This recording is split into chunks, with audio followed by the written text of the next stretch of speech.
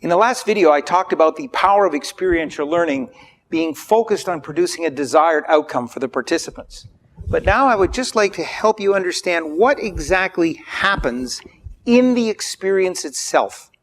There are three things which are critical for experiential learning to create. The first is it must replicate the real world, the business. So when I walk into an experience, it must replicate the business. Now, the trick here is that it must do it in a way that the business reality is disguised. Now, this is the magic in many ways.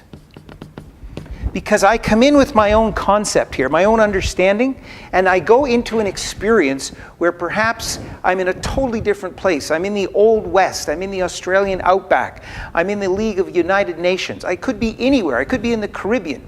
The experience is set in a place that is not familiar to me in terms of my day-to-day work life. And I'll be chatting about that later in another video.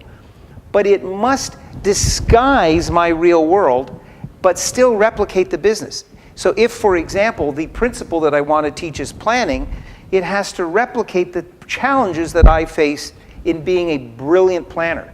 So it has to replicate it so that when I get to the end here, I am able to say, look at the learnings and look at how they mirror your world so that we can make a difference.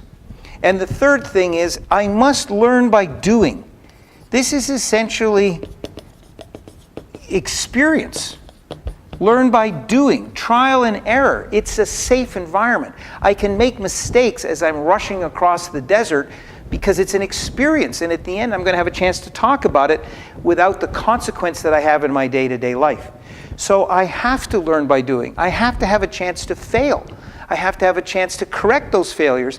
I have to have a chance in this metaphor for life, which occurs here, to make the same kind of mistakes which I would make in the real world, see their consequences, understand what to do to change them, and bring them back. That's critical.